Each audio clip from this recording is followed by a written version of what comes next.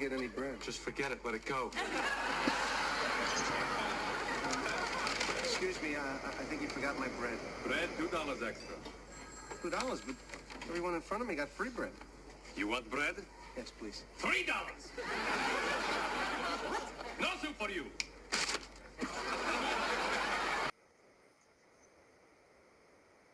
Good morning, everyone. Happy Monday, February. Can you believe it's February already? I am Tabitha Hassell with Tabs on Tap.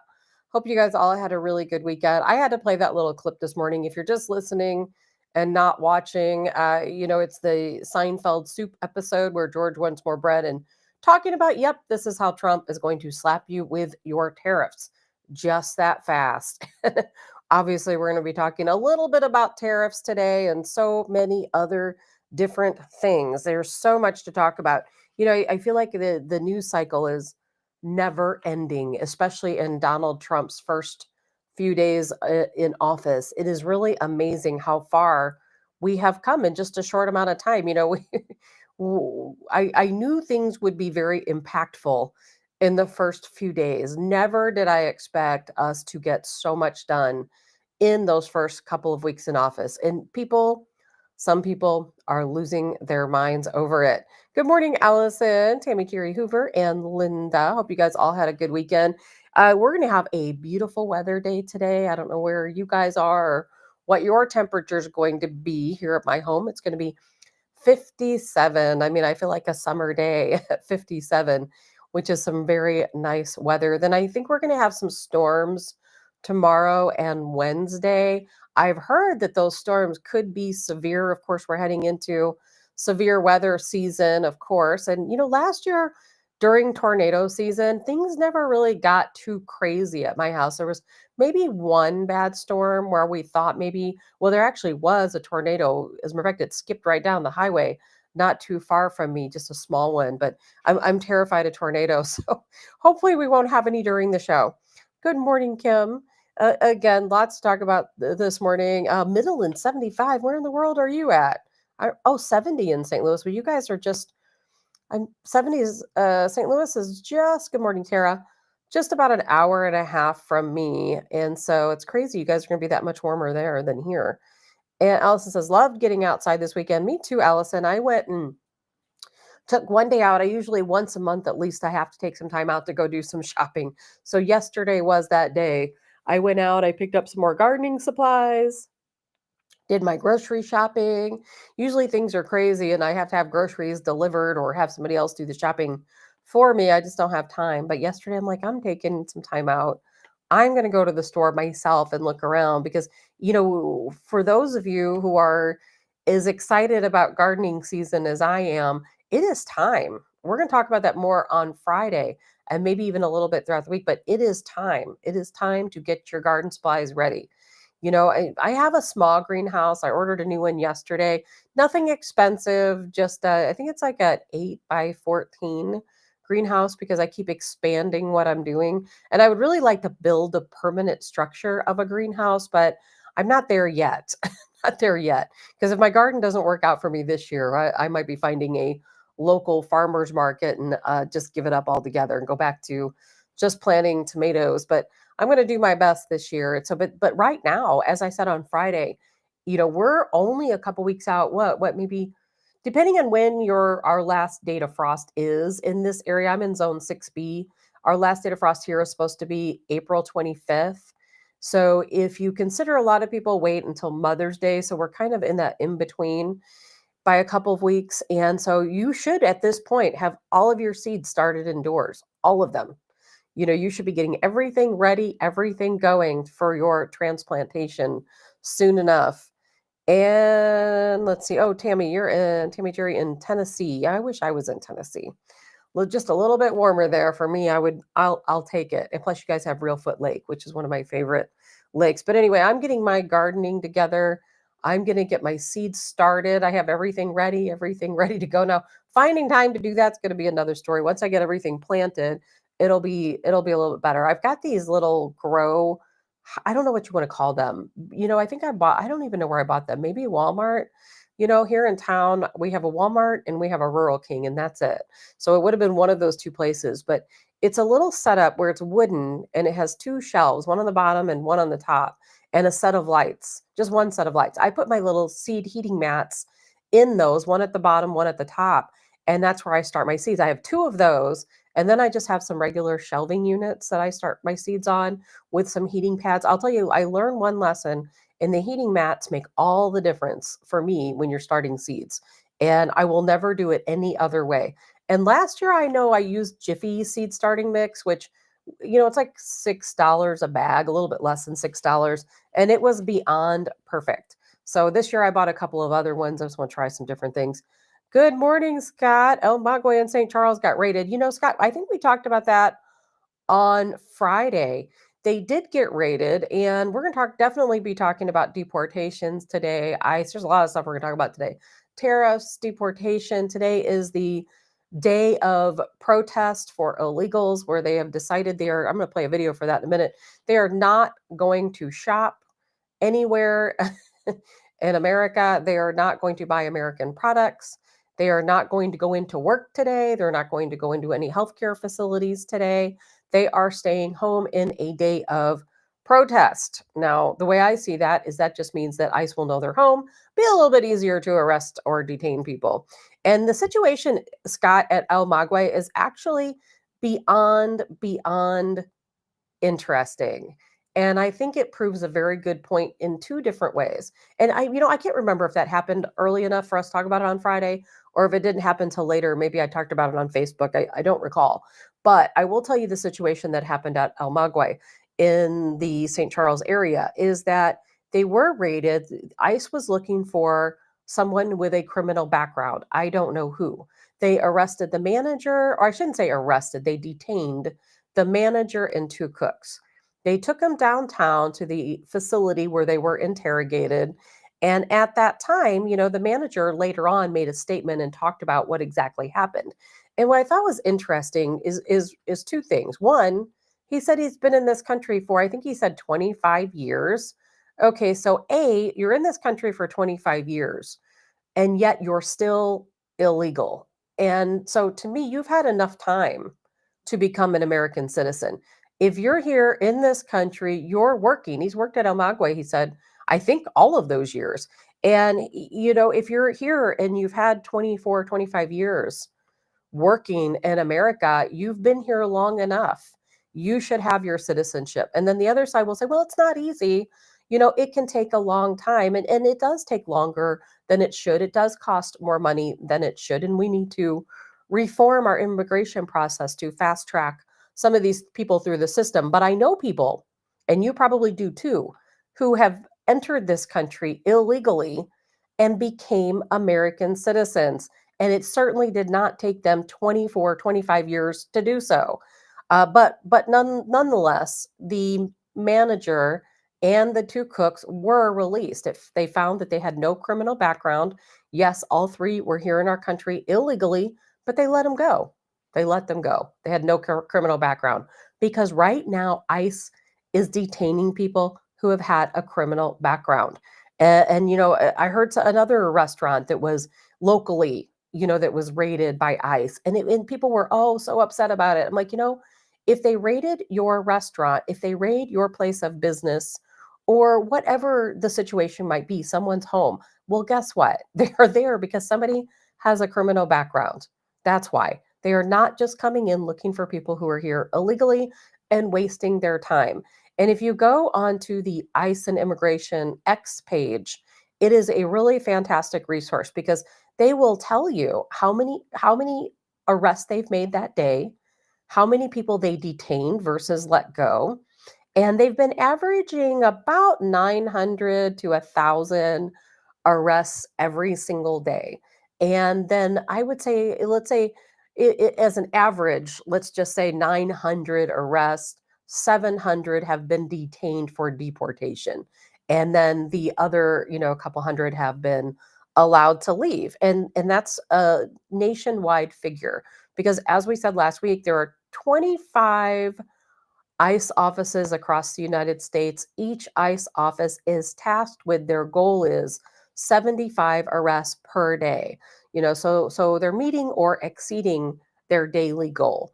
And, we're going to hear more about these raids. And there's a lot of people posting on social media oh, woe is me. They came into my place of business today and they took, X number of people and this and that. Oh, these are innocent people. They're hard workers. Well, they're not there looking for hard worker, innocent people. They are there because they're looking for somebody who is a criminal and probably a serious criminal at that. And when they come in, yes, they may detain anyone who is there illegally, or they may even detain people who right immediately can't produce documentation. And I will tell you another thing. People want to say, well, they detained me or they detained my family members, took us in for questioning. And, we are citizens. We had documents, we had an ID. Well, the reason why they're doing that, and I don't know if you have heard these stories yet, but they're finding a lot of documentation that has been forged, fake identification cards, fake social security cards, fake passports. So it's a lot to sort through. And a lot of people are giving false names. So that's a lot to sort through. If they're coming to your home, your place of business, etc., and you're giving them false names, well, you know what? It just makes it harder for everyone else. But, it's certainly going to happen. Good morning, Phyllis. And Jay says if they are illegal and get caught up in these sweeps for criminals, they should go as well. And Jay, I don't know, I've been told since this began that the rule of thumb is if you are picked up by ICE, you have to prove that you have been actively seeking citizenship for the past 2 years. Now, this weekend, I heard that you just have to prove you've been in the United States for 2 years. Now, I don't know which is true. Now, if you've committed a crime, even domestic battery, theft, any type of crime, then you are being deported. And I have not heard of any situation in which somebody had a criminal record, even a minor criminal record, in which they were not deported. And like I said, I know specifically, I heard this weekend about specific cases of prior domestic violence, prior theft, prior shoplifting, and of course then we have the big cases, the rape and the sexual assaults and the pedophilia and that type of thing. And I'll tell you, it's a very real situation, and it just drives me insane that all of these people are going out and protesting against these ICE raids. It's crazy. We had that big protest in Los Angeles yesterday. Well, guess what happened? Los Angeles finally decided at some point last night that we're just going to have to make mass arrests. They're closing down the highway. You came out to the protest, now you're being arrested. I haven't heard about the number of arrestees, but there were quite a few. And Joe says, "Good. Oh, good morning, Joe." And good morning, Karen. So the deportations are continuing. They're going to continue. And we're going to continue to find the criminals that are in this country. And for anyone who hates to see this happening, I get it. Go on to the ICE and Immigration page on X, on the X platform, and you will see, because they highlight every day the very dangerous criminals that they have picked up off the street. And these are some really bad people, some really bad people. And just this weekend in California, I shared it on my Facebook page if you want to take a look at it. Just this weekend, there was a man who was here in our country from Guatemala who was here illegally. He was caught in the act of sexually assaulting a child. I don't know the age of the child because they only said it was a child under 12. So this man, I'm assuming it was the family that caught this guy. I'm not sure, but someone caught him in the act. And when they did, they detained him until police could arrive. Once police arrived, of course, he was arrested. He was taken in. They determined he's in this country illegally. They asked him about what he was doing, and he said, you know what? It is what it is. He doesn't care. That guy doesn't care about the life of that child. He just sexually assaulted. And from what I understand, it was a situation that had been potentially ongoing. They're investigating to see if it had happened before. This is a child under the age of 12. This guy is here in our country illegally. And yet we have people out closing down highways, protesting to keep these people here. I mean, I feel like somebody needs to go out to these protests with a giant megaphone and they say, we're only arresting criminals. We're arresting criminals, rapists, cartel members, gang members, MS-13. Remember Trende Aragua? Remember them? We're getting our violent criminals off the streets, which makes everyone safer, including the illegals that are going to remain here in our country. I just don't get it. Oh, good morning, Kevin. Did I say that already? Good morning, Karen, and good morning, Rob. Allison says, 1st of April, my crop, beets, carrots, spinach, they handle the cold pretty well. Yes, and on Friday, we're going to be talking lots about gardening. That's for sure. You know, so much to talk about, so much to talk about today. Deportations, obviously, first on my mind. And we're going to talk about the Philly plane crash, a little bit about the DC plane crash. We're definitely going to talk about these tariffs. We're going to talk about USAID and the FBI resignations that are expected today. So much to talk about.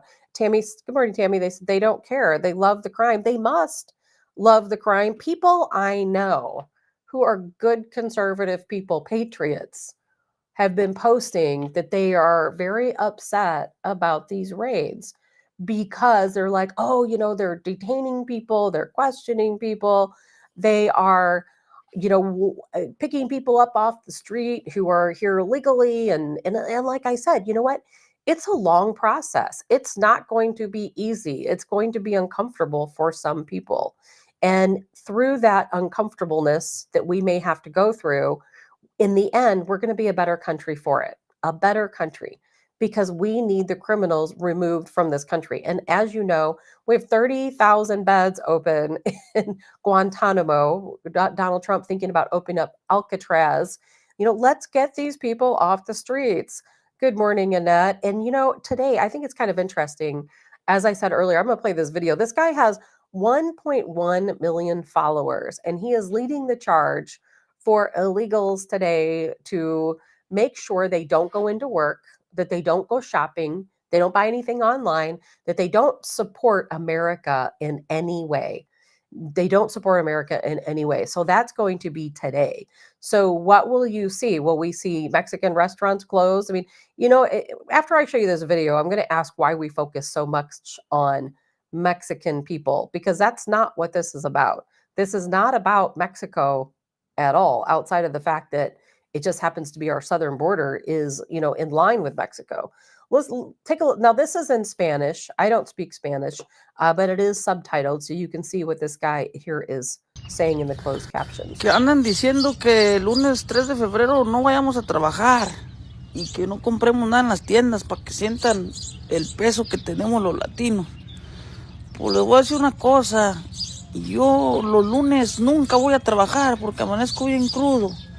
Y así como de que pues vaya y compre, pues tampoco, porque ya los 600 varos que me paga el patrón el viernes, entre sábado y domingo me los mamo, ya el lunes no traigo nada, entonces, pues de que vaya a trabajar no voy a ir, y pues de que vaya a comprar, pues tampoco, como les digo, porque no voy a traer dinero.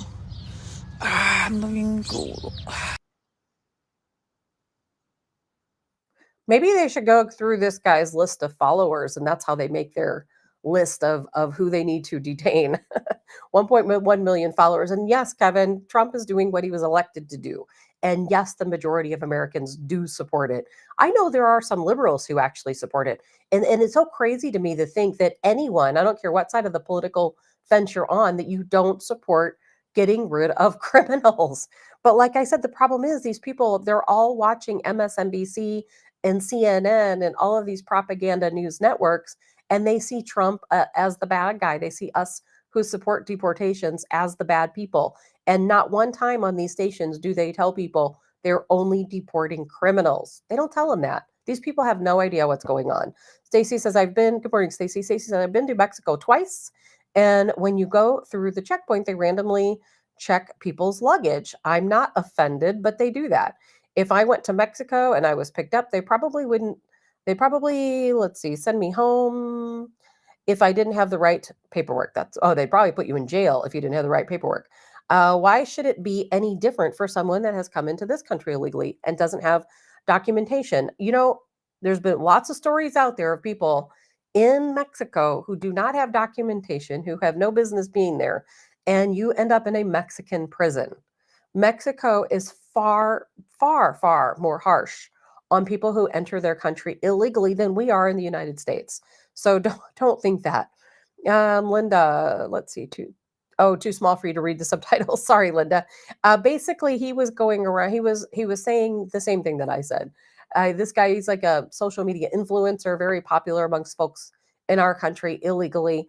And he was telling everyone to not support American business. Don't support the United States.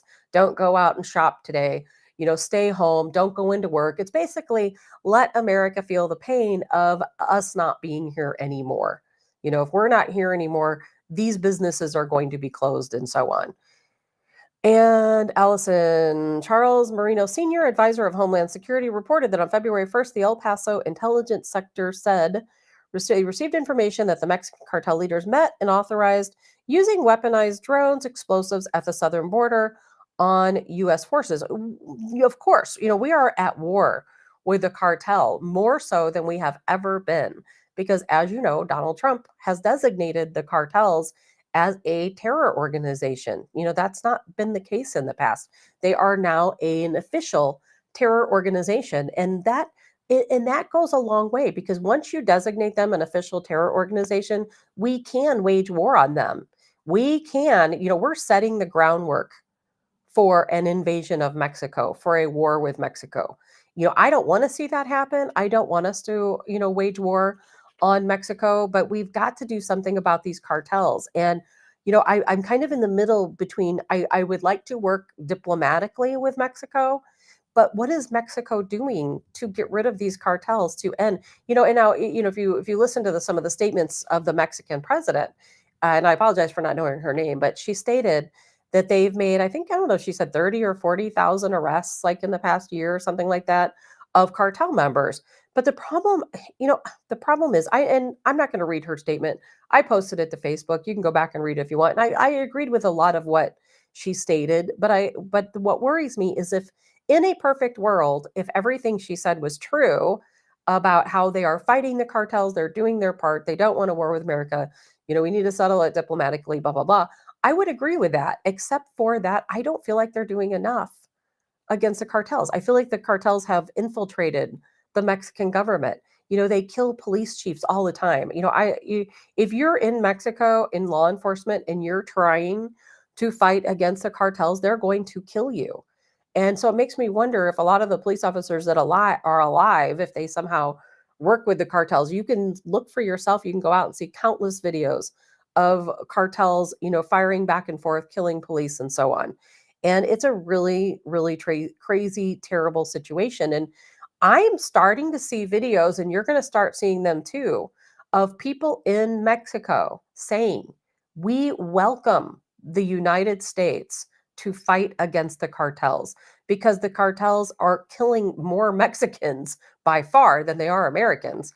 And there a lot of people are coming out saying, you know what, I own a business.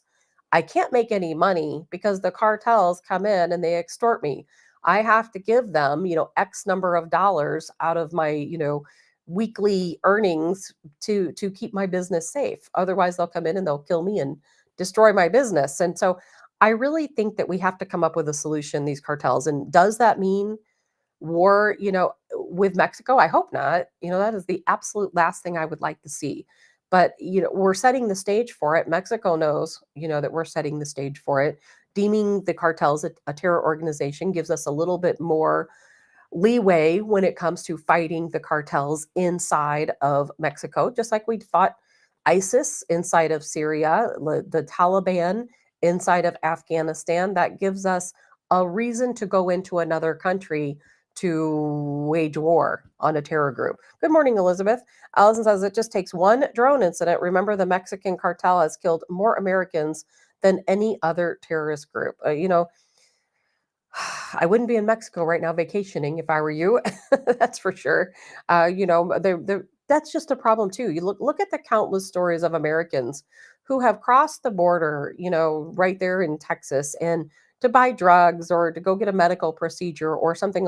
And I mean legal drugs. You can go into Mexico and buy antibiotics and different things that here you have to have a prescription for. You can buy them legally in Mexico, and then they end up being kidnapped or killed. It happens.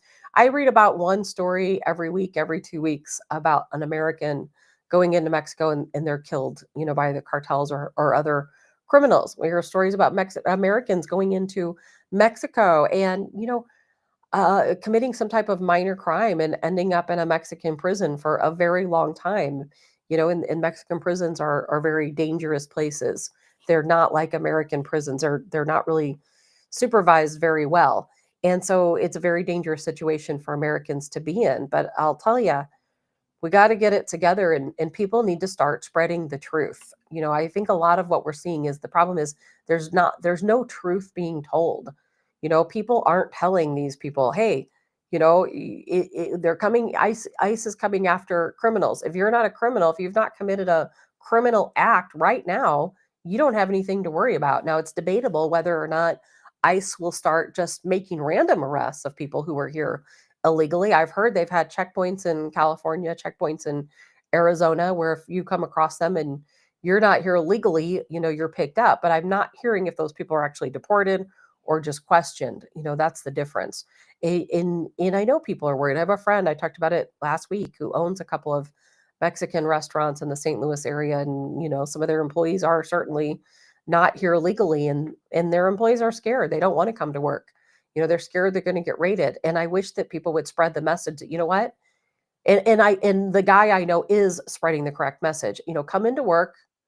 If you've committed a criminal act, if you've done something you shouldn't have done, then maybe you need to be worried. But if you're not a criminal, then come into work. And we're going to see a lot of restaurants and stores and things closed. But it's not just about Mexico. A good portion of the people being deported, if not the majority, are not Hispanics or Latinos. They're not. And every time you see these protests, they all have the Mexican flag. But that's just not the case. It's Ukrainians, it's Russians, it's Asians, it's all different types of people that are being deported. People going back to Sudan, it's a lot of different countries. I don't know why nobody's protesting for any of those people. They're, Indians are, I think, what was it, 28,000 Indians here illegally that are going to have to go back to India. So, but nobody's protesting for those people because you know why? Because it doesn't tug on the heartstrings. People know and love, our neighbors from Mexico. And so for that tugs on your little heartstrings, and then you start feeling bad, for sending those people back. But for some reason, look at all the people who are here from China who are here illegally, also being deported. Okay, also being deported. It's not just Hispanic and Latinos, but it's an uphill battle, because then we have. I'm going to show you a video here. This is in Stanislaus, California. And these are law enforcement officers telling illegals not to worry about it because they are not going to enforce Trump's laws. So, and this is happening all over the country. So take a look at this video here. Bad guys are going to start trying to take advantage of you guys because you'll be afraid to call us for help. Mi preocupación es de que la gente va a tomar, o hay gente que puede tomar ventaja de las circunstancias, entonces se van a aprovechar de lo que está ocurriendo. If anybody ever tells you that you shouldn't call the police because they'll deport you, or you shouldn't call the sheriff because they'll deport you, or the bad guy will have you deported, that's not true. Si el malhechor o la gente cometiendo el crimen dicen, hey, no le llames a la policía porque te van a deportar, eso es mentira. Okay. The other thing. Okay, so these are law enforcement officers who are telling illegals, they're talking to a group of illegals at a farm, and they're telling them the bad guy might take advantage of you. The bad guy, guess who the bad guy is? That's ICE. That's other law enforcement agents. They were the bad guy, and they're going to take advantage of them. I mean, what in the world is happening? They should go out. I support law enforcement with every fiber of my being, but I'll tell you what, go out and arrest these officers. If they're not going to do their jobs, then go out and arrest them. Now, no, we don't want to right now arrest people who are here illegally if they haven't committed a crime. We're in phase 1, and that's what's happening in phase 1. Why are they doing this? They've already been warned by Donald Trump that if they impede any of his executive orders, they themselves will face prosecution. So I'm sure these guys will potentially receive a visit. And Kevin says Americans should stop going to Mexico. I think so, but yeah, I have friends who've been moving to Mexico, but now that was before all of this began, because guess what? A lot of these countries, Venezuela, Mexico, Guatemala, El Salvador, parts of, I think Sudan, I've heard, these areas are much safer than the United States now, because they have sent all of their criminals here. Their crime rates drop while our crime rates skyrocket. Good morning, Dottie in North Carolina. Lori says, good morning, Lori. The division between both sides is going to expand even more now with all the videos floating around. You better believe it, Lori, sorry. It is already happening. Alden says they are not honoring the oath they took as a law enforcement officer. Yes. And I'll tell you what. We have to follow Donald Trump's executive order, as does law enforcement. And yes, Lori, man, things are going to get crazy. There is so much division. And I said this, I don't know if it was last week or the week before. I think it was the week before, that this is one issue. We all have our issues, our talking points with our liberal friends and neighbors. And we usually, most things we can kind of find some middle ground on. This one, I think, is a little bit of a different story. There are people who are beyond upset about these deportations. And again, I think it's just misinformation. They're misinformed. That's why we all have to do our best to make sure people know that if people are being deported, they have a criminal record. They are here in this country illegally, and they have a criminal record. That's it. They're letting the other folks go. We're hearing constant testimony from people that said, yep, I'm here illegally. I was picked up. They questioned me. I showed them that I was here in this country for 2 years and they let me go. Now, of course, if they pick somebody up and that hasn't been here for 2 years, they're going to deport you. And this goes back to, you know this already, and it's something I talked about last week, where it's always been a part of our Constitution, where if somebody enters our country illegally, and Border Patrol catches them within 100 miles, I thought it was 100 feet, but it's 100 miles of the border, then they can immediately deport them. They do not have the right within those 100 miles to a fair trial. They don't have the right to our Constitution protections. So if they arrest them within those 100 miles, they can immediately deport them. They're not guaranteed any protection under the United States Constitution. Well, Trump's executive order changed that particular law. And whether that's temporary, whether it be permanent, I don't know. But it used to be within that 100 miles. Now it's anywhere in the country. And that's why you see a lot of these ICE agents going out and they don't have the warrants that people are like, oh, where's your warrant? You can't take me without a warrant. Well, Trump wrote an executive order that gave the power to these multi-agency task forces, including ICE, that yes, you can detain these people, you can question them, you can arrest them.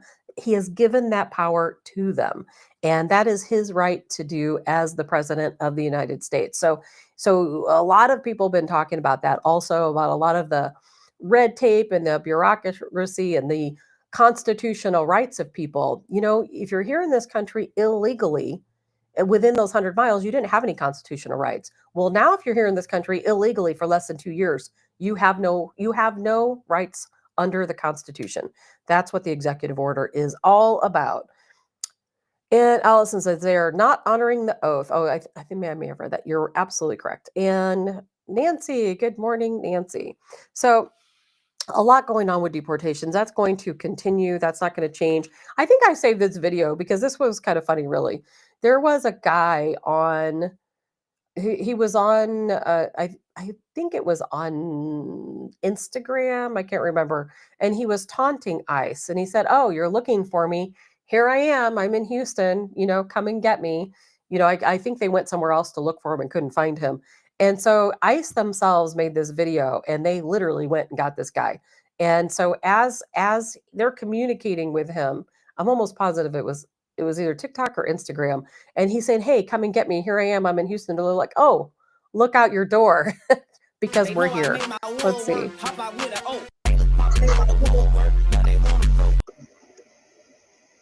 There they are. Coming to get them. ICE made that video themselves. If you taunt ICE, they will come and get you. Believe it or not, they can track you down from your social media posts. They will know where you're at. So that's something. We'll be talking lots more about deportations during the week because there is just so much going on. It's not going to end anytime soon. I don't know how many arrests they made yesterday in Los Angeles after those protests. And again, we'll kind of see what happens today because they're, clearly if they are boycotting going into work or going out and shopping, will you see, certain businesses close? There was a Pennsylvania Mexican restaurant who said they are permanently closed, because they have no employees. Every single employee that worked at their restaurant was here illegally, and they don't want to subject their employees to potentially being detained and deported. So therefore, they just decided to close. Will we see more of that? I don't know. I honestly think a lot of these restaurants are ran by and owned by people who are here in this country legally. That may not be the case for all of them, but I think a lot of them are. I don't personally see it impacting our economy as much as some people tend to think. I think we will get by. I really think we'll get by. And now, here's another situation. Obviously, we know about the tariffs with Mexico, China, Canada, another ongoing situation. A lot of you may not agree with me, but I think tariffs make us stronger. We will become a stronger country. The more other countries tariff us, the stronger we become. Because guess what? We need to be self sufficient anyway. We need to buy American anyway. We should already be doing that. If you are self sufficient and you're already buying locally and you're already buying American made products, if you're already visiting your local farmer and buying your produce, if you're visiting your local butcher to buy your meat, well, guess what? These tariffs are not going to largely affect you. People say, oh, the gas prices are going up. Maybe temporarily they'll go up, but I'll tell you what, they will eventually come down because the situation with Canada is not going to last long. It's not going to last long. It hurts them far more than it hurts us, far more. And we're going to see some changes very quickly, I do think. And now let's remember why these tariffs are going into effect. One, because as Donald Trump stated, believe it or not, I know we always focus on the southern border, but there's a lot of drugs and illegals that enter across from our northern border. There have been many drug seizures, a really large one recently, and people are crossing our border illegally from the north. And that's been happening for quite some time. Those numbers ramped up about 2 years ago. I remember starting to report on that we were starting to see a lot of people crossing the northern border of Canada coming into our country illegally. I remember there was a family from India that froze to death as they were crossing the northern border coming into or attempting to come into the United States. It was really cold. They were not very well protected and they froze to death. And at that time, I remember reporting on all of the people that were camped on the other side, the Canadian side of our northern border, attempting to cross into the country illegally. And Canada, just like Mexico, they need to step up and they need to do their part to protect our border. We need to do our part, and they also need to do their part. And that's exactly what's happening with Mexico. We're telling Mexico, hey, you do your part. You protect the southern border on your side. Keep the drugs, keep the cartels, keep the criminals from entering our country. And you, Canada, you do the same thing. We're tired of your drugs. We're tired of the illegals coming into your country. And some people will say, well, gee, America, you've been supporting the cartels for a very long time. And that's true. We've been supporting terrorists and cartels for a very long time, but that was under Democrat leadership. That is a thing of the past. It's not going to happen anymore. Not under Donald Trump. And we're going to talk about that in a minute, why we're getting rid of USAID and some of these other groups that do fund terrorism. They're like another wing of the CIA. They fund terrorism, which is why we're getting rid of USAID. And so that's a whole other story. Kevin says, we were fine and better off in 2020. Less demand on food, healthcare. I think prices will fall with less demand. Prices are going to go down. They might go up before they go down, but they will go down. And, as a matter of fact, I think it's kind of interesting because now you and I both know that Donald Trump knows exactly what he's doing. I mean, the guy knows exactly what he's doing. And what people may not realize is that in Canada, I don't have the photo that I can show you, but think about this with Canada. The main thing that we count on Canada for is that they're petroleum. They're a large supplier of crude oil and petroleum here to the United States. But think about this. A lot of people may or may not know this, But Canada, let's just say if we can't, we no longer buy, gasoline from Canada, petroleum products from Canada, and so on. Well, we're drilling here again. We've started drilling again. We will be using our own crude oil and our own gasoline here in the very near future. But in Canada, they have this one pipeline. And when anyone talks to you about this is all you have to tell them. It's called the Energy East Line. Now, this was supposed to be built by Canada. It was supposed to, if you go, so let me start over. If you go back and you look at all the pipelines going through Canada, I wish I could show this picture to you, but my system would not allow me to load it this morning. So there was supposed to be an Energy East line that was supposed to be built. But Canada, of course, with all their ridiculous woke policies and so worried about global warming, they canceled that pipeline. And that was supposed to take gasoline from one side of the country to the other, crude oil from one side to the other. And they canceled it. So that project didn't happen.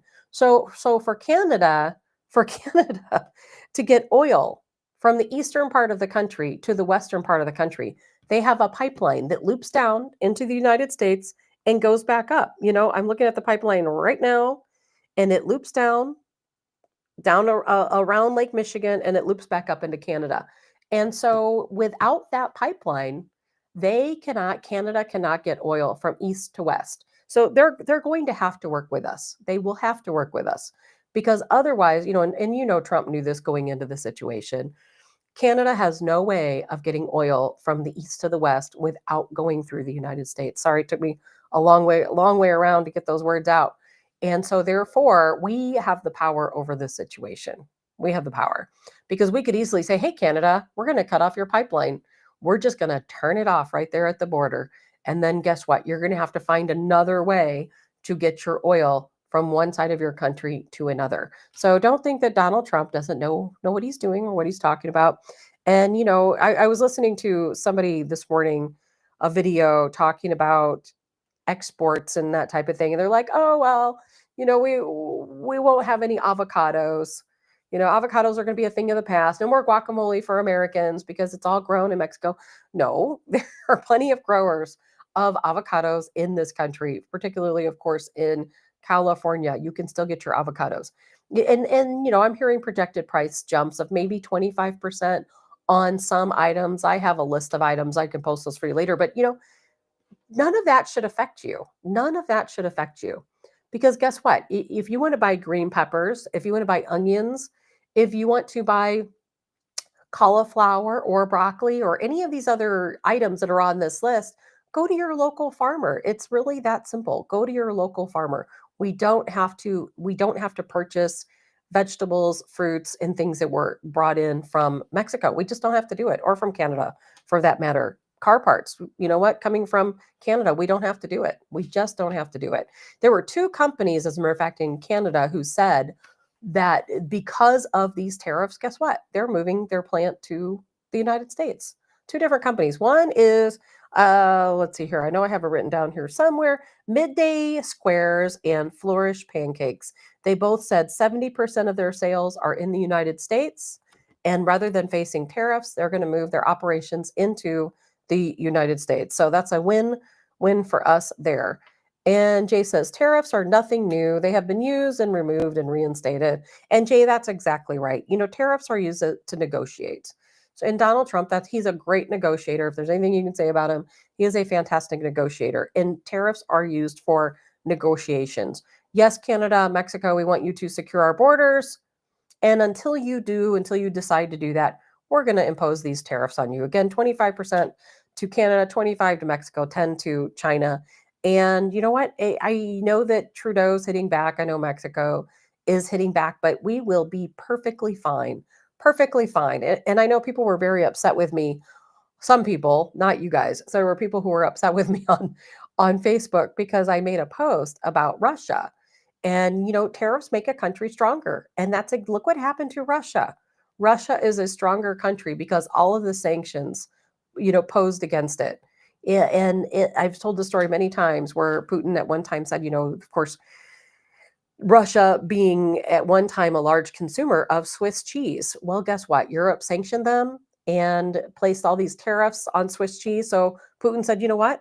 we don't need your Swiss cheese. We will make our own Swiss cheese. He developed a manufacturing plant.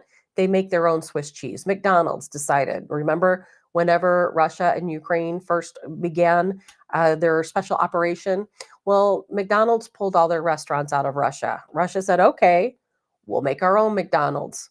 And so what did they do? They created a chain of restaurants exactly like McDonald's with the same food. Guess what? Nobody cares. Nobody cares about McDonald's anymore. And they became stronger. And in the reason why Russia now is in this point of, their economy is great. Russia's economy is absolutely fantastic. Their ruble, has been going through the roof. And while, as you can see, the Mexican peso and the Canadian dollar tanked. As a matter of fact, it went the lowest it's been, I believe I read, against the US dollar since 2003, completely tanking. And, Russia has done a great job, a fantastic job of learning how to be self-sufficient due to sanctions. And we have to do the same thing. Even when these sanctions go away, when these tariffs go away, and they will, we still have to become more self-sufficient, because then if we're buying locally, we're buying our produce here, our meats here, our car parts here, if everything is manufactured in the United States that we need, if we have our own mineral rights, which we will, because trust me, we're going to get Greenland. We will get Greenland. It may not be the easy route, but at some point, Greenland will be part of the United States. And the way things are going, who knows? Maybe Canada too. It's not, at this point, not too far out of the realm of possibility, because Canada, man, they're going to face some serious problems, trying to tariff us with 25%. But, I don't feel like it's going to affect me personally. I don't know about you guys. I know a lot of people who are, oh my God, everything's going to be so expensive. No, you'll get through it. You will absolutely get through it. I promise you that. It's not going to make much of a difference in your life at all. And because guess what? You might have to go out and find a farmer. You might have to go out and, come up with some, other resources. But most of us, it won't affect us. Don't even think it will. Jay says it became more profitable and cheaper to manufacture goods other places and ship them back to, yes. But you know what? This is also about ending NAFTA. We have to end NAFTA. Donald Trump has wanted to end NAFTA for a long time. Of course, the brainchild of Bill Clinton for the most part. And we need to manufacture in the United States. We need to hire within the United States. That's plain and simple. I get it. A lot of companies save money when they hire people from India, Nigeria, wherever. I understand that. But you know what? Let's bring it all in. Let's support America and Americans. How about that? America first. Isn't that what Donald Trump's about? America first. And that's what's happening with these tariffs. People don't like it, but it'll be okay. It will absolutely work out. Absolutely work out. And, speaking of people not being very happy with Donald Trump, and people are losing their minds about so many different things. And one of those things would be Elon Musk. I can't tell you how many people have messaged me and how many posts I've read where everybody's like, oh my God, Elon Musk. Why is Elon Musk, making all these audits? They're canceling USAID. They're firing FBI agents. They're doing, why he's doing this? Because Donald Trump hired him to do it. He's not a civilian. He's not just like, I'm not going to walk into USAID and say, let me see your files. I'm going to audit your files. I would go to prison. Elon Musk was given this job. The Department of Government Efficiency is a real department. It's a real branch now of the United States government. Elon Musk is being paid to do this. He's not doing it for free. A president can hire anyone they want to be an advisor. Now, when Trump was president the last time, guess what? His daughter Ivanka played a very large role in his administration. And there were different things responsibilities she carried out. We knew back in November, again, this goes back to misinformation, because liberals who are watching MSNBC and CNN and all of these other liberal news stations, they're not hearing the truth. They think that this guy who owns Tesla is going into all these government offices and demanding to see their records, and he has no right to do that. Who is he to do this? Who gave him permission to do this? Donald Trump gave him permission. Elon Musk is officially one of Donald Trump's advisors. He has every right to appoint any advisor he wants to his staff. You don't have to be nominated for that. You don't have to, Congress doesn't have to agree to that. Donald Trump can hire anyone he wants. He could come out and hire you today to be his advisor, and there is not a darn thing anyone can do about it. And that's exactly what has happened. The Department of Government Efficiency, even though, yes, it spells out Doge, it is not a joke. It is a real department. And what they are doing is one of the best things anyone could do for this country. Anything they could do. We're going to save $1 trillion from our deficit. They're going to wipe $1 trillion out of the deficit by these audits. We should be so thankful we have somebody like Elon Musk. And you know what? Let me backtrack a little bit. Elon Musk is not the man conducting the audits. If you ever listen to any of his speeches in the past, he always says the reason why Tesla has been successful, the reason why SpaceX has been successful, the reason why PayPal, remember he founded PayPal, the reason why my companies have been successful is because I hire the right people.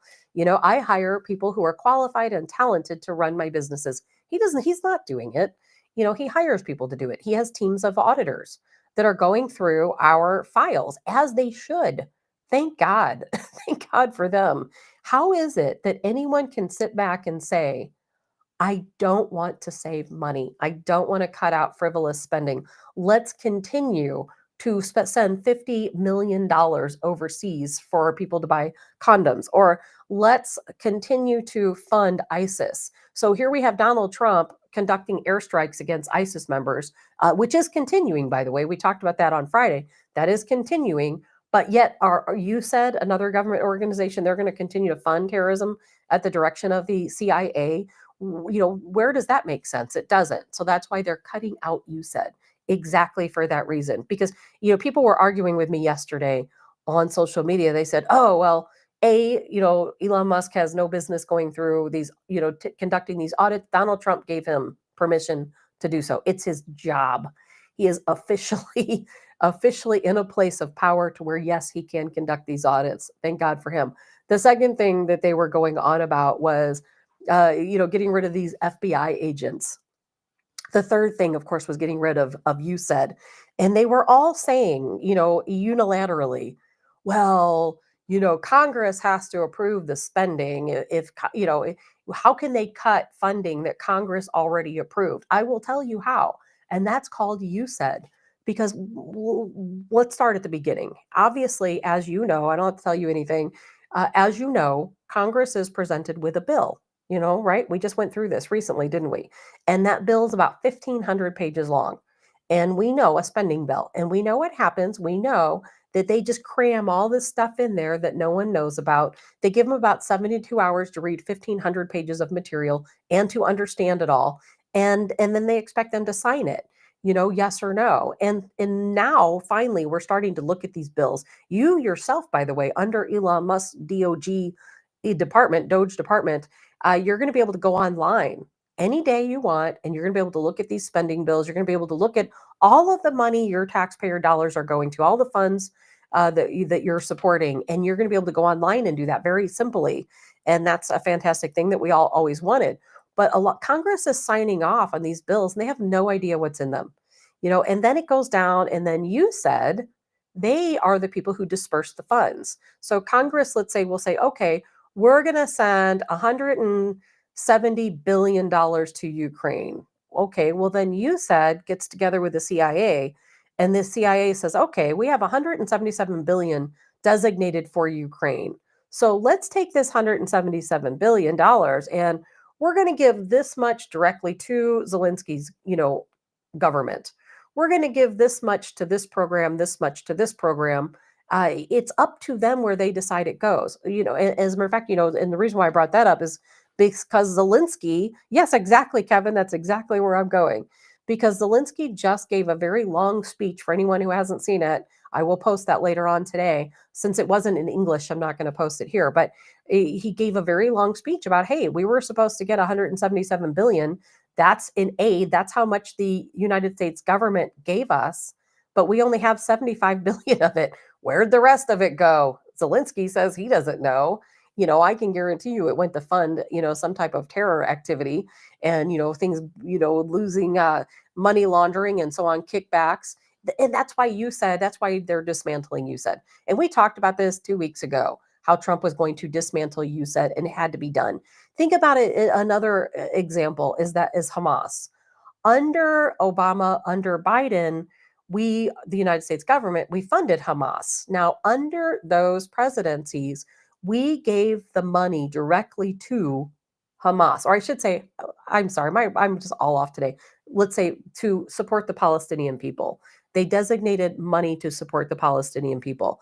Well, through Obama and through Biden, that money went directly to Hamas.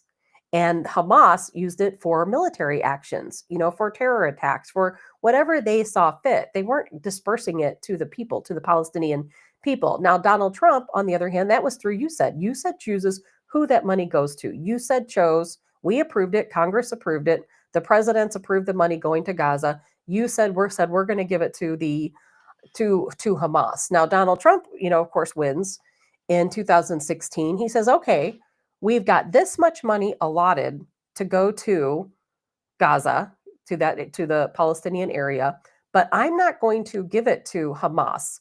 And back then, he went through USAID and said, we are changing the way we do things. This was back in 2016. We're going to change the way we do things. We are no longer giving this money directly to Hamas. We're going to make sure we give it to the people, the Palestinian people. And so that's the difference with USAID is that the CIA will go to USAID and said, okay, you have $100 billion. We're going to spend it on this, this, and this, whatever their objective is. Donald Trump said, nope, we're not doing that anymore. USAID does whatever the CIA says. We want to make sure this money goes where it's supposed to go, not where the CIA tells them to go. And we, unfortunately, through USAID, and just like Donald Trump said, as a matter of fact, I have a speech from him about it. Just like Donald Trump said, USAID is another branch of the CIA. They're a bunch of woke lunatics, and they're taking that money. It's going to kickbacks. It's going to money laundering.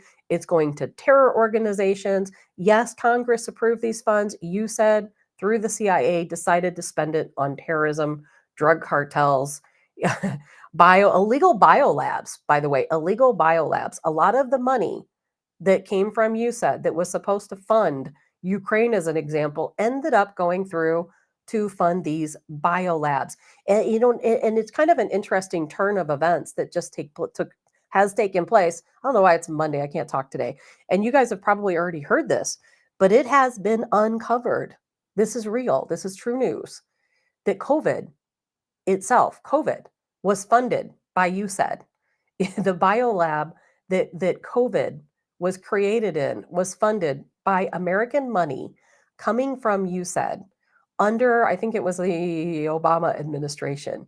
Now, how crazy is that situation? And so, in what I think is more interesting about just not the fact that they funded the creation, of COVID, but the fact that I feel like that's also an admission that it's a bioweapon. Isn't that kind of what they're saying? When they're saying, well, USAID funded bioweapons, one of them being COVID, and I'm like, nobody's picking up on the fact they said bioweapon. It's a bioweapon. And here, I'm going to play the speech real quick by Donald Trump. Maybe. Let's see. It's Monday. Things are going well. It's been run by a bunch of radical lunatics, and we're getting them out. USAID, run by radical lunatics, and we're getting them out, and then we'll make. Okay, so the official report, and yes, today was USAID's last day in office. The remaining employees have been sent home to work. USAID is no more. They're no more. How they will reform USAID, it's not going to be USAID. I don't know what the title will be or how they're going to do with USAID now, but there will be a different program. USAID is done. Today was the last day of USAID, and once again, what remaining employees they had in USAID have been sent home to work until they can figure out what to do with those folks. So here we go. USAID, they funneled $53 million to EcoHealth Alliance. Now, EcoHealth Alliance is a company that supports gain-of-function research at the Wuhan lab. And it says right here in very clear words, now this is from Elon Musk, take it, how you will, that they fund bioweapons. They fund bioweapons to be researched and created in the Wuhan lab. So there's that. Nobody's probably going to be talking about that. And this is why we have to get rid of USAID. And Scott said, USAID workers learn to code. There's just so much craziness going on. And Scott said, we should not spend a dime rebuilding Gaza. Iran is responsible. I'm tired of spending money for any other country, quite honestly, unless we're building wells and providing clean drinking water or food to other countries. I'm done with it. As a matter of fact, we just withdrew aid from South Africa. I think that was official as of this morning. And we did that because if you guys can recall, this has been going on for a long time. This is not new. Over in South Africa, there's an attack on white people that own land. If you have white skin and you own land in South Africa, they have been murdering these people for a few years now. Gosh, I remember reporting on it maybe 3 years ago. I came into contact with a woman who had once been a fairly profitable farmer in South Africa. Her family had had this farm for generations. And if you're familiar with South Africa and how this, the majority of people at one point were white people. And in South Africa, a lot of farms, a lot of ranchers and that type of thing in South Africa. And at some point, there was a movement, and it was largely funded by the United States at one point. And these people would come to these white farms and they would murder the owners, they would beat them. So, what ended up happening is the white farmers started getting fearful white landowners, and they all fled their properties and they were in a refugee camp over in South Africa. And I met a lady who was over there online, and she herself had been attacked. I had interviewed her. And on her farm, she'd been working one day, her and some of her employees, and again, a farm that had been in her family for many generations. They killed her husband. They came in the middle of the night. They murdered her husband. They attempted to murder her. She was injured, very severely. She was able to escape along with some of the other family members that were there, and they ended up in a refugee camp, somewhere out, in the countryside. And even at the refugee camp, they feared for their lives. And so I do feel that we do need to stop aid to South Africa. It's unfortunate that at one point in our administration that we were the perpetrators, of course, of all of this violence. And if you don't understand or you've not heard about this, you can easily look it up and see about all these cases online and read the stories about these white farmers in South Africa, being chased from their property being taken over by the government. And it's a really scary, terrible situation. And we shouldn't give the government any money. It's that simple. We shouldn't be giving them any money. Some of this aid we just have to stop. And you guys know, man, we're in a bad spot in our country. We're nearly bankrupt. We talk about that a lot. We're nearly bankrupt, and we have to do something. And what that something is cutting corners everywhere we can. America first. We need to start making sure we ourselves are taken care of. How can anybody sit around and think we should be giving $177 billion to Ukraine, or millions of dollars to the Palestinian area, or millions of dollars to South Africa, all these other countries? And look at all the money we get to Canada, by the way, these different countries. And for what? We here in our country, we have man, our homeless population has just exploded. It has absolutely exploded. Veterans living on our streets, children living on our streets, elderly people who can't afford, their home. They can't afford rent. They can't afford their medication or food. They're making these big decisions every day. Am I going to eat, or am I going to take my medicine? And it sounds like something cliche to say, but it's a very real life scenario, unfortunately. And if you really look around America, people say, oh, we're the wealthiest nation. No, we have wealthy people. I wouldn't necessarily call us the wealthiest nation, because, while we're better off than so many other countries, of course, even our poorest person is still better off than some people in some countries. At the same time, that's one thing I realized, when my son and I were canvassing through Georgia up in the Blue Ridge Mountains, there's a lot of people in this country who are really living a very difficult life. Even here where I live in rural, central Illinois. I was just driving yesterday on my way to the store, because I have to drive really far away to go to a store. And we were driving through, all these little communities, and, you see these houses, and, they've got cardboard up for windows, and, it's a very difficult situation for a lot of Americans. So how can we justify giving all of this money to other countries when we need it so desperately here in our own country? And people have been arguing with me online about, oh, this is all going to hurt Americans. No, this is going to put more money in your pocket. If we can find a way to end income taxes, if we can find a way to end federal tax and take it back to the states with the tariffs, we will be so much better off. And I know some people say, well, that only hurts the poor people. I can promise you, I don't know what the solution will be, but we are not going to hurt the poor people. The poorest people in this country, which in my opinion is really the majority of Americans, we're going to make sure those people are taken care of. I can guarantee you Donald Trump is going to make sure those people are taken care of. And largely, the poor people of this country elected Donald Trump, and he knows that. He knows that. He's going to make sure these people have everything they need to do. We're all going to be better off. It might be a tough battle, but we're going to get there. And Alice says Zelensky just admitted he does not know where 59. Yes, that's exactly right, Alice. I was just saying that. I have the video. I'm not going to play it just because it's not in English. But yeah, of that $177 billion, he only received 75 billion of it. The rest of it, where is it? Ask you said. Only they know. And of course, Elon Musk is uncovering that. We just said 53 billion of that. Was it 53 billion? 53 million of that, of course, going to fund Echo Health Alliance, which that money, of course, is funding biolabs. So much going on. Jay says we have the highest cost per person for healthcare, and yet we're at the bottom of the healthiest countries. Isn't that the truth? We have to funnel more money into healthcare, into mental health care. There's so much we need to do. What about let's get rid of big pharma? How about that? Because right now, big pharma is running our country. They are running Congress. Each congressman, they should have a name of a drug, on the label of their jackets, because that they're all getting kickbacks. They run our health, of course, our health industry, because guess what? Doctors getting kickbacks. There was just, I don't know all the details of it right now, but there was just a case where a doctor was arrested for getting kickbacks from this pharmaceutical industry, because that's illegal. A pharmaceutical industry is not allowed to pay doctors to prescribe medicine. It is completely illegal.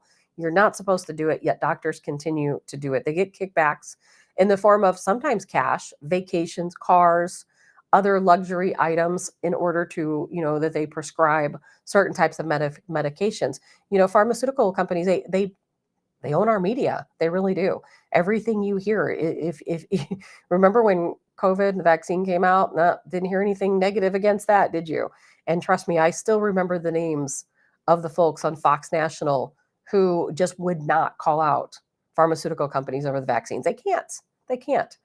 Fox National is no different than CNN or any of these other companies. They're all ran by the pharmaceutical industries. It might be a little bit better, but it's still really, they're still being paid, just like the rest of them are. Dottie says, many do not realize we are at war. You're right, Dottie. And, people don't get that, and we have been for a long time. Allison says, that's why Bernie and Warren went after RFK, because of pharma. That's exactly right. And that's going to continue, and General Flynn, I believe I saved his statement. General Mike Flynn, he said that he posted this on X. He said, this is my final warning as it relates to the confirmations of at real Donald Trump's nominees. If there are people inside of the ODNI, the CIA, or the FBI that are working to subvert the nominations of Tulsi Gabbard, Kash Patel, or Robert Kennedy Jr., I am writing to tell you that I know where you are, is what he goes on to say. And it was pretty interesting statement coming from, good morning, Larry, coming from General Mike Flynn. And he went on to talk about that he knows where there are, and, there will be reprisals if you hold up their nominations. I hope they get nominated. I really do. We need them, all three of them, so desperately. But people are like, oh, well, if Robert Kennedy Jr. becomes, the secretary, of course, of our health services, that, oh, we're not going to have vaccines anymore. Everybody's going to be anti-vax. And that's not true. I don't think most people want you to be anti-vax. They want you to know the truth. They want you to know what's in these vaccines. They want you to know what can potentially happen if you receive a vaccine. They want you to know the truth. Why doesn't anyone want to know the truth anymore? I think it's just easier for people to not know the truth and just to move on through life thinking everything's all good and rosy. And that's just not the case. And I think that at least how I feel, and I think most people feel this way, not everybody, I want it to be your choice. If you feel like your health is going to improve by receiving a vaccine, then go get your vaccine. For me personally, in my current state of health, I feel like a vaccine poses more risk to me than the benefits. So therefore, I don't want one and you can't force me to get one. But if you think that you're going to be helped by getting a vaccine, then go for it. But before you do some research, look at the vaccine, see the ingredients, look at these side effects. And before you couldn't do that. And so hopefully under Robert Kennedy Jr., you can at least make an informed decision before you decide to vaccinate. That's what's important to me. And Larry says, no mRNA vaccinations. Exactly. We've got to keep better tabs on the pharmaceutical industry. We have to. And yes, they are terrified. The pharmaceutical industry is so big. They are so big. I can't even imagine what they're doing behind the scenes to make sure that Kennedy does not get this, doesn't win this nomination. I am sure they are working double time. So we'll see what happens. And if he doesn't get it, if something happens and he doesn't get it, man, we need to really stand up and fight back, because that just goes to show that they truly would rather have us be sick. That's what, I'm not going to get into all that today, but I think we all know that our government wants us to be sick. The pharmaceuticals want us to be sick. They don't want us to be healthy. If we're healthy, they don't make any money. Congress, they want us to be sick, the majority of them, because if we're healthy, Congress doesn't make any money. They don't get those kickbacks. Millions of dollars in kickbacks is what they get. And all based on ruining your health. And Alice says, General Milley promoted so many with the Pentagon and military to high positions that are dangerous. Hegseth needs to clear them out. Allison, he absolutely will. As a matter of fact, I know for a fact they are looking at all of the people that Milley put into place, and they are going through them with a fine tooth comb. And as you guys know, the FBI, look at the FBI. And I know a lot of FBI field agents, quite a few of them, who are just fantastic people. They're there to do the right job, but they've been held behind by their superiors. Now we know that there are 20, maybe more than 20 FBI, let's just say heads of FBI and various offices across the country who are being told to either resign by today or be fired. Now, we'll see how that all plays out, and it could be playing out while we're talking right now, but we'll see how that plays out today. I 100% agree with that decision. And why? Because these FBI folks at the top, I don't know their titles, the head of their particular office, let's say here in St. Louis or in Los Angeles or in New York, they worked hard to investigate and prosecute J6ers and to gather evidence against Donald Trump. And we know that that's not something that's acceptable in this country. Some of the J6ers, you might be able to argue, well, they went into Nancy Pelosi's office and they were breaking things or trashing things. And, some of them may have scuffled with police officers. That's a little bit of a different story. But we know the FBI targeted these J6ers, some of them, by the way, who are not even there that day, like the Oath Keepers. And there was Enrique Torrio, who was with the Proud Boys. They weren't even there that day. And they were getting 37 and 40-year sentences for not even being there, just because they're members, they're the leader of these organizations. And so the FBI targeted these people for political persecution. That's what it's about. Because we know there are criminals out there who are doing some pretty terrible things and getting away with it. And they are not going after those people. Just like the person who put the bomb, remember, at the Capitol building that day, one on each side, one on the Democrat side, one on the Republican side. We don't know who that person is. And now with the technology they have, if they could zoom in on someone who was there in the Capitol building for 10 minutes, some of these people, the guy, as a matter of fact, I don't recall his name right now, in Indiana, that was released and then later killed in Indiana, at a scuffle, in a traffic stop. That guy was in the Capitol building for 10 minutes and he'd received several years in prison. And this was about political persecution. And it's the same for Donald Trump, political persecution. So these FBI agents and other members of our intelligence units, the people who were on these committees that investigated January 6th, who investigated Donald Trump, they did it for political persecution. That's why I have a problem with it. If you are in a position of power, whether that's in law enforcement, whether that's in Congress, it doesn't matter. The fact is if you use your power to go after a certain political group just because you oppose it, and you give them harsher sentences, you go after them and use billions of dollars to do so, you should lose your job. And I think that if the shoe were on the other foot, sorry, again, it's Monday, I'm not getting my words right out today. I think that liberals would agree. What if Donald Trump all of a sudden started going after Joe Biden, just as an example, or Hillary Clinton, just as an example? And anyone who was on, again, just as an example, let's just say Hillary Clinton had 25,000, likes on her Facebook page or followers on her X account. And so Donald Trump said, okay, these people obviously support Hillary Clinton. We're going to go after them. We're going to have the IRS look through all of their files, all of their past filings. We're going to have the Department of Justice investigate all 25,000 of these people simply because they support Hillary Clinton. And as preposterous as that sounds, that's exactly what happened under the Obama and the Biden administration. It was exactly that. They had banks searching through your bank records. I can guarantee you, somebody listening to the show today, if not all of us, had our bank records searched. If you bank at one of the big major banks, they were looking to see if you were purchasing guns. They were looking to see if you were purchasing bullets. They looked, your credit card companies, guess what? They were tasked with looking at your credit card purchases to see if what you were buying. And that's political persecution. They were investigating you because you support Donald Trump. And I guarantee you it was happening. But Democrats, man, the liberals, they don't see it that way. They think, oh, these FBI agents, they were just doing their job. Oh, these terrible people on January 6th.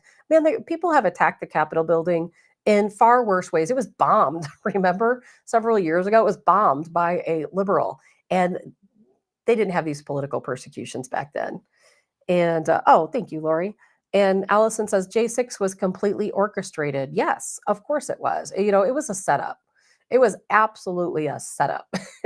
Oh, come on, let's all come out to the Capitol building and sing Kumbaya. And then, of course, we have these, and you can't tell me it was any different, having these CIA, FBI operatives there. You can tell. It's so funny because they're so stupid. Remember, it was so obvious to pick them out because they were either wearing all black or, there was video of them hiding behind the bushes, putting their patriotic, clothing on, putting a flag around their shoulders, and then going out and being the first people to break the windows or tussle with a police officer. And then, of course, they're going to blame it on us. It's been happening for a long time. Allison is coming to your church, anti-abortion supporters, school board meetings. Allison, they always want to attack us in the churches and the schools, don't they? As a matter of fact, I just saw a photo of a lady earlier today who had a shirt on. It says, "I'm proud to have had 21 abortions." I'm like, have you lost your mind? Who would say that? And who would be proud of that? I think about that all the time. I have a son, and I think, man, never did it ever occur to me to get an abortion, when I was pregnant with him. But just think, if had I done that, he wouldn't be here today. I wouldn't even know him. He wouldn't be here. My life would be completely different. And I don't know how people can say that 21, they killed 21 of their babies. That's like the craziest thing I've ever heard. And they're going to fight back. They're, going to certainly fight. It's kind of funny, though. In the state of Missouri, who I would think would be more conservative, a lot of folks fighting to keep abortions in Missouri. So don't forget that. I know we're kind of running out of time. I want to touch base really quick on the plane crash that took place in Philadelphia the other day. And I'm going to try to pull it up. I don't know. I'm not very good at pulling photos up. Now, here's a photo of the inside of the plane. Now, this is a medevac type airplane. As you know, this is the actual plane that went down in Philadelphia, the actual plane. This is the inside of it. And you can see where there's a stretcher here. You can see where there's a couple seats. You can see the cockpit up in the front. And again, coming in from Mexico, this was a medical type plane. There was a little girl who was receiving cancer treatment at the Shriners Hospital there in Philadelphia. The airplane came picking her up to take her back to Mexico. And as we know, just like a minute after leaving the airport, it crashed. And I've got a couple videos here of the crash. And now, when I show you these videos, the main thing I want to focus on, we can all say it's coming down really fast. It looks like a missile because it's tumbling. If you really, I have a video in slow motion. I didn't load it on here today, but you can see it's kind of tumbling end over end as it hits the ground. But the explosion is what doesn't make sense to me. And I don't think it's a missile, but I'm very confused by the force of the explosion if you want to take a look at these videos here.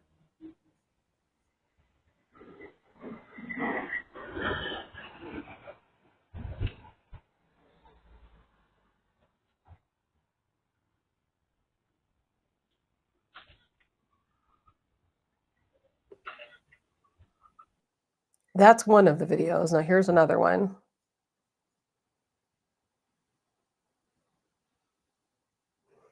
I mean, that is a massive, massive, massive explosion. Now, you could say, and I'm sure there's probably a reasonable explanation for it. I know people keep talking about missiles, but I don't think it was a missile. I really don't. I have looked at the photos and I agree with a lot of people that the impact zone looks like what a missile hit would look like, but I don't think so. I mean, we see there's parts of this airplane all over the place. We see parts of the fuselage. We see the call numbers laying on the ground. Alan says it was on fire before it hit. They just received 1,000 gallons of jet fuel. Yeah, and a lot of that could explain it. I know there was oxygen on board. I've heard reports that there could have been extra oxygen on board just because it is a medical flight that they carry extra, tanks of oxygen for the patient. So there's a lot of things that could go into this, but I'll tell you what, watching that was absolutely insane. Seeing the coverage of this plane crash and oh my gosh, I believe the final count right now is 7 were killed, 6 of course being aboard the airplane, 1 person on the ground. I believe there were 20 plus injuries. I've heard that 3 of those are critical, and just a crazy situation. I feel like you couldn't pay me right now to fly. I just wouldn't do it. And I know that out of all the thousands of flights going around our country, every single day, the number of crashes are still very minimal. But you can't help it. Is it just being reported more? Are we having more incidents every day? It's like, oh, this airplane had an engine fire. There was a Hawaiian Airlines, I think it was Hawaiian Airlines flight today or yesterday, that's the pilot said, hey, I don't feel safe flying this airplane because they told me it's under observation because of fuel pressure or oil pressure problem in one of the engines. So I've just decided it's not safe to fly. We're just not going to do it. And I think that might have been leaving from California to Hawaii, I'm pretty sure. And good for that pilot for making that decision. Better safe than sorry. But Allison says it had to be horrifying to be close to that. I can't even imagine. I really cannot even imagine, and the horror stories that I'm hearing, and I don't want to get into too many of the gruesome details, but, where there were videos of people, just saying there were just body parts everywhere, just this huge debris field. And if you go back and you look at the crater that it created, it turned out to be about the size of a lane of a highway is about how wide this crater was. If you could imagine the lane of not a highway, but any roadway, the lane of a roadway, about that wide. And it looked like it was hard to tell the depth, maybe 5, 6 feet deep, at the center is what it kind of looked like. But I'll tell you what, man, that plane, to me, in some of the videos, it looked like it was on fire, like Allison said, and exploded before it hit the ground. And then other videos, it looks like it explodes when it hits the ground. It's really difficult for me to see exactly what's going on with this plane. Even in slow motion, it was kind of hard to tell. But right now, I have still not heard, I don't know if you guys have, I have heard no explanation at all for why this airplane crashed. As a matter of fact, I heard last night, I don't know if anything has changed since late last night, but as of last night, I heard they haven't even found the black box yet. I would assume, just like every other part of this plane, that it is in little tiny pieces, somewhere.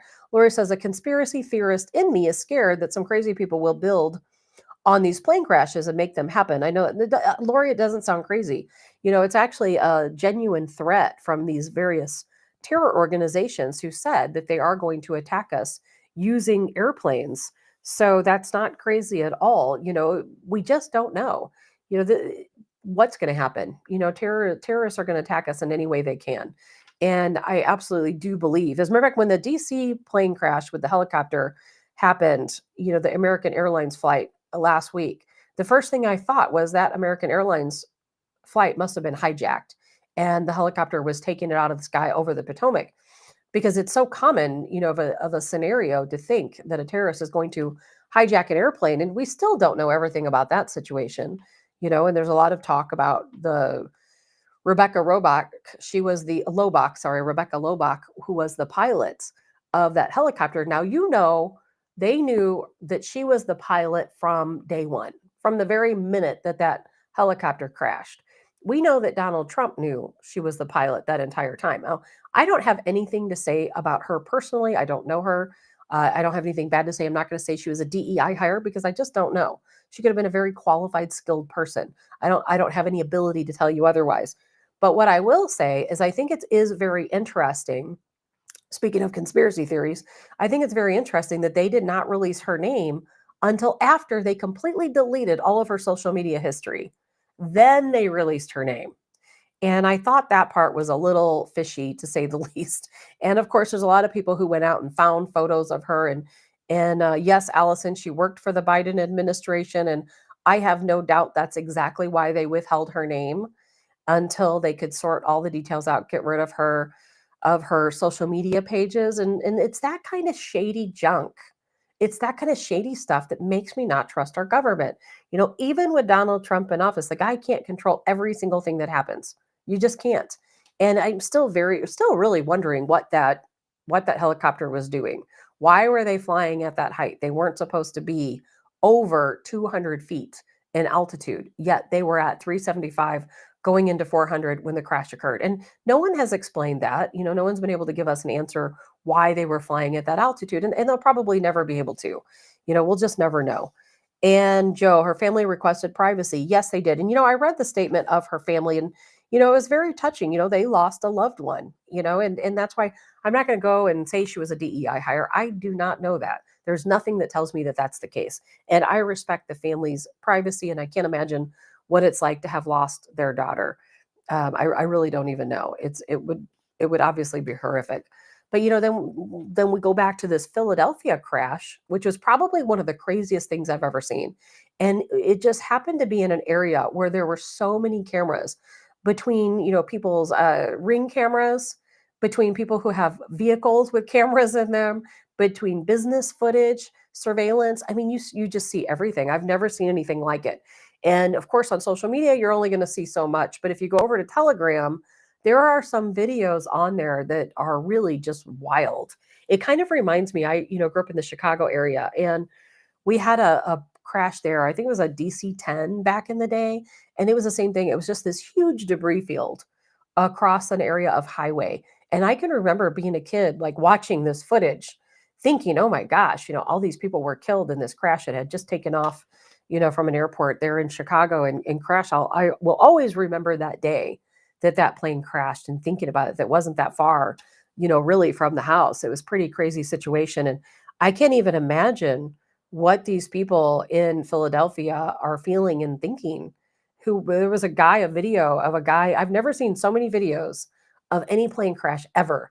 There was a guy in the drive-through, and the plane crashed, and there's like pieces of airplane like landing on his car, flying through the air.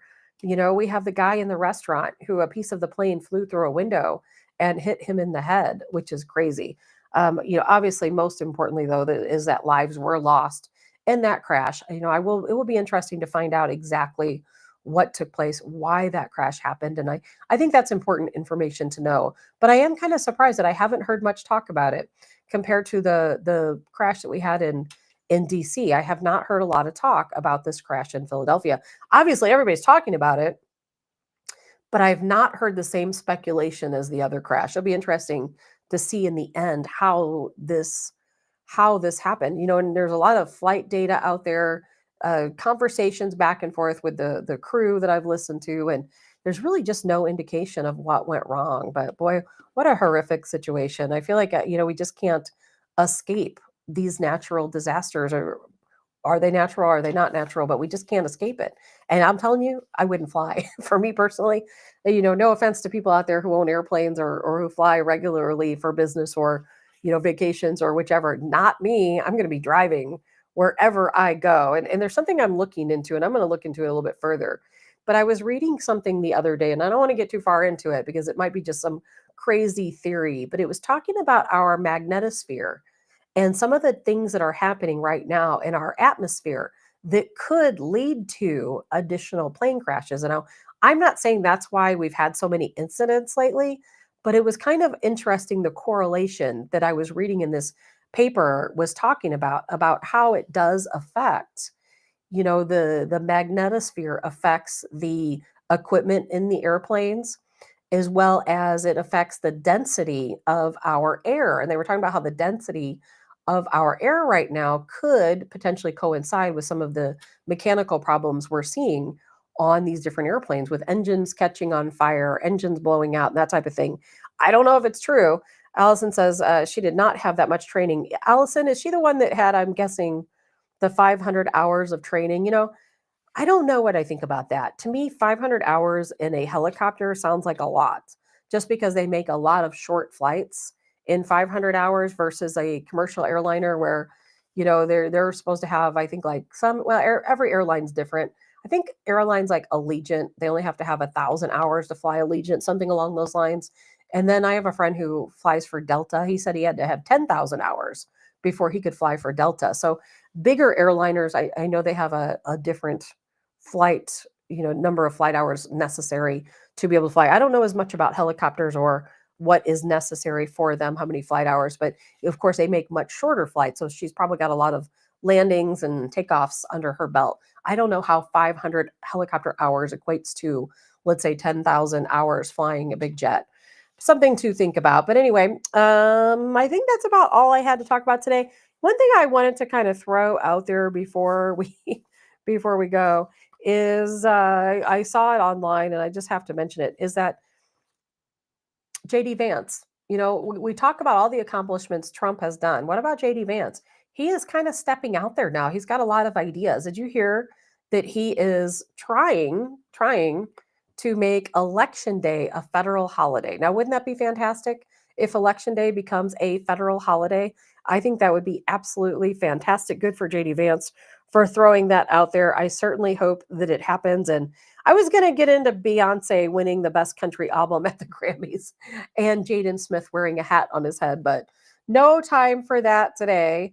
I do think it's interesting, though. I have no idea why Jaden Smith wore that hat. And I know people who know him. A friend of mine in California, his son is a good friend of Jaden's, and I've heard nothing. And I've done personal security for Will Smith, in the past. And I am a very nice person. I've heard that his children are very nice kids.